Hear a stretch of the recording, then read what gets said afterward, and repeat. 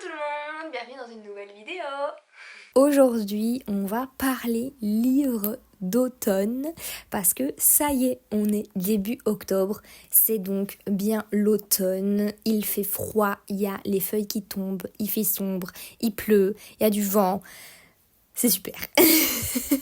Bref, si vous me connaissez, vous savez que j'adore l'automne, c'est vraiment une de mes saisons favorites depuis toujours. Du coup, je suis trop heureuse de pouvoir m'attaquer à mes livres spécialement dédiés à l'automne.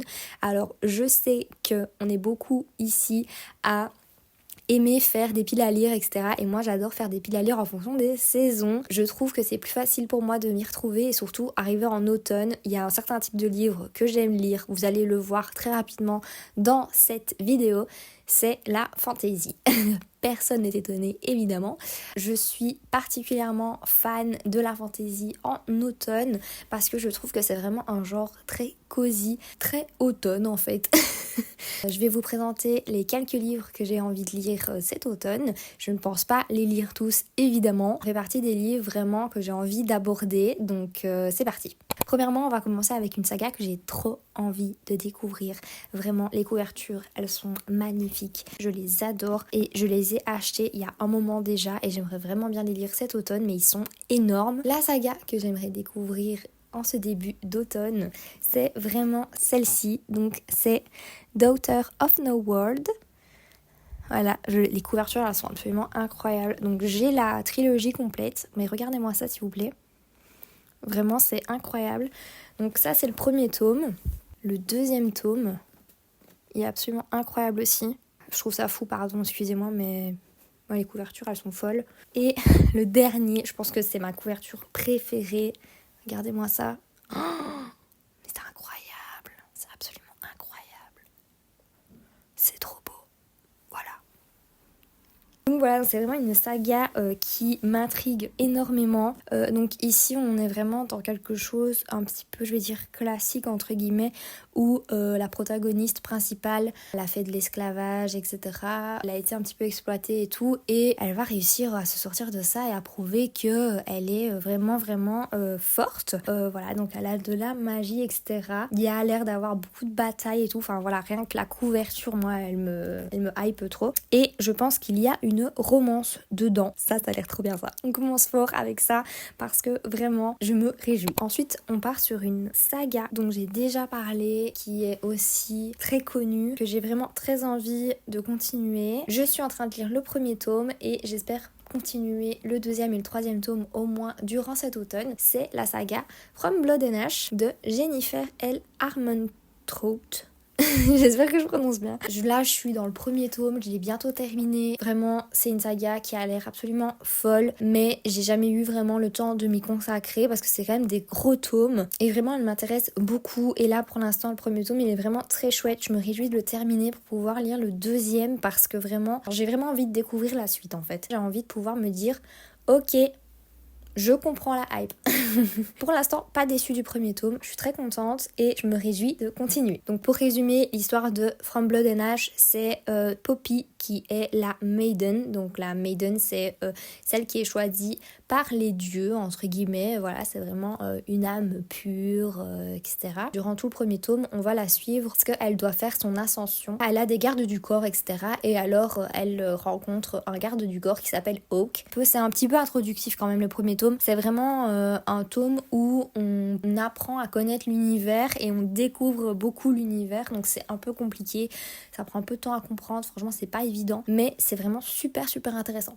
Ensuite, en parlant de gros livres, j'aimerais bien lire le 8e tome de Zodiac Academy, puisque c'est une saga que j'avais commencé il y a bien longtemps. Et je me suis arrêtée au 7e tome. C'est vraiment une saga que j'aime énormément. Et j'aimerais lire le 8e et le 9e tome qui est sorti également. C'est juste que ce sont de très gros tomes. C'est très long. Et quand je me décide à lire ces livres, je dois vraiment passer beaucoup de temps dessus. Au minimum 20 heures, quelque chose comme ça. Mais vraiment, c'est une saga que j'aime. Du coup, je vais pas trop vous expliquer le 8e tome, le 7e tome, etc. Mais si vous voulez savoir c'est quoi Zodiac Academy, je sais que Le premier tome a été traduit en français. Je vous conseille personnellement, si vous avez l'opportunité de lire en anglais, si vous savez le faire, de lire la saga en anglais plutôt qu'en français. Alors c'est un humour assez spécial, c'est une bully romance. Donc il faut aussi le savoir, c'est pas spécialement très joyeux au départ, c'est un peu violent quand même, mais c'est vraiment un univers génial, très complet, très riche, et vraiment les personnages ils sont géniaux. Donc voilà, si vous souhaitez vraiment découvrir cette saga, foncez parce que c'est une de mes sagas préférées. Ensuite, un autre livre dont je vous avais déjà parlé, et oui, c'est Reckless, donc le deuxième tome de Powerless, que j'avais prévu de lire à la base en août, mais en fait je me suis rendu compte que c'était quand même beaucoup mieux de le lire en automne, donc c'est pour ça qu'il sera dans ma pile à lire de cet automne ou de cet hiver si je ne le lis pas, mais ça restera dans les livres que j'aimerais lire avant la fin de cette année. C'est la suite de Powerless, donc ce sera une trilogie. Là pour l'instant il n'y a que 2 tomes qui sont sortis et une nouvelle. Powerless, donc qu'est-ce que c'est? C'est une fille, donc elle s'appelle Paydin, ou c'est une sans pouvoir si vous voulez, et elle habite dans un endroit avec plein de gens qui ont des pouvoirs, qui sont plus forts qu'elle, etc. Elle va être tirée au sort pour participer à un genre de championnat, donc ça ressemble un petit peu aux Hunger Games, et en gros à la fin il y aura qu'un vainqueur, etc. Et c'était super intéressant aussi, ça, c'est très dystopique, c'est fantastique, etc. Enfin franchement moi j'ai beaucoup aimé, c'était très chouette, l'alchimie entre les 2 protagonistes principaux, donc Kai et Paydin, c'est vraiment incroyable, c'était génial. Je me réjouis de découvrir le 2e tome, je sais pas à quoi m'attendre. J'avoue j'ai un peu peur parce que quand j'ai bien aimé le premier, j'ai un peu peur d'être déçue par le 2e, mais bon, on verra, je me réjouis en tout cas. Ensuite, un autre livre très connu, je pense que vous avez sûrement dû le voir passer sur les réseaux sociaux, sur YouTube, sur Insta, partout, c'est Divine Rivals.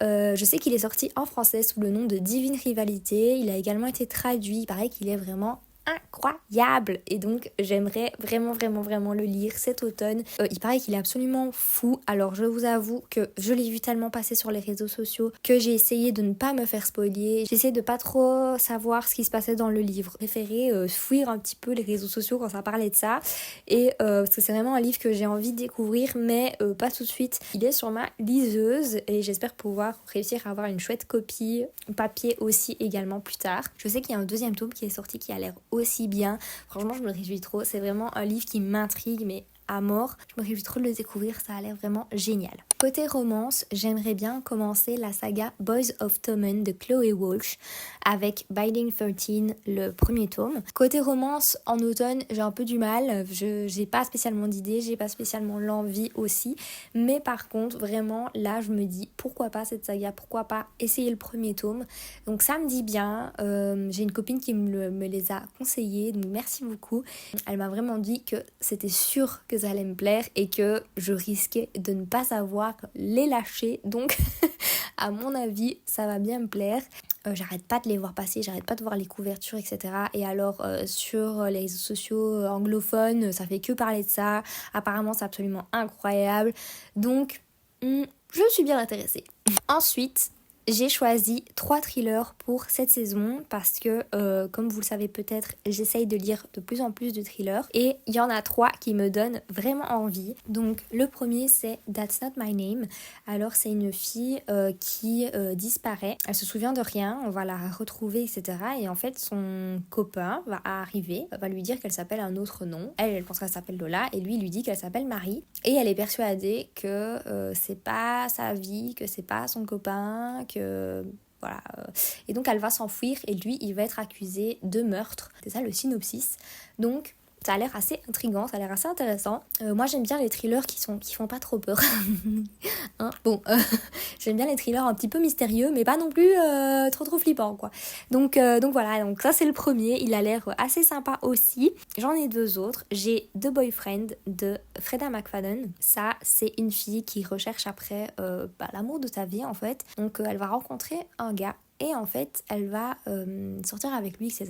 Et il va y avoir des annonces comme quoi il y a un tueur en série qui rôde autour de la ville, en fait. Et elle va soupçonner que c'est potentiellement lui. Il faut savoir qu'il ne s'attaque qu'aux femmes. Donc je pense que ça va être ça à mon avis. Elle risque peut-être de se retrouver coincée ou quelque chose comme ça. Ça a l'air aussi intéressant et assez rapide à lire. Pour finir, le dernier thriller, c'est Don't Believe Her. En fait, c'est une femme qui est mariée et la sœur de son frère est partie, en fait, il y a bien longtemps. Et un jour, elle revient et tout le monde est content, tout le monde est heureux de la voir, tout le monde est super heureux qu'elle soit de retour, etc. Sauf elle, qui trouve qu'il y a quelque chose de bizarre dans la personnalité de la sœur de son mari. Et elle est persuadée que ce n'est pas la même personne. Donc elle va essayer de comprendre ce qui s'est passé et d'essayer de voir si potentiellement, oui ou non, c'est la même. Parce que tout le monde la croit, tout le monde pense que c'est la même personne. Personne ne voit la différence apparemment, sauf elle. Donc elle va essayer de percer le secret à jour. Pareil, c'est un thriller aussi qui a l'air très sympa. Je me réjouis. C'était ma petite liste de livres à lire pour cet automne.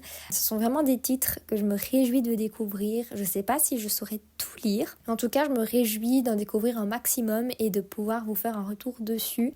Moi, je suis très contente d'avoir pu partager cette liste avec vous. N'hésitez pas à me dire en commentaire quels sont les livres qui vous donnent vraiment envie pour cet automne, ce que vous avez envie de lire, s'il y en a qui vous intéressent. J'espère que cette vidéo vous aura plu, qu'elle vous aura peut-être fait découvrir des livres que vous ne connaissiez pas ou au contraire vous faire redécouvrir des livres que vous avez aimés. Merci d'avoir regardé cette vidéo, ça me fait très plaisir d'échanger un moment avec vous. On se retrouve très vite dans une prochaine vidéo. Bye!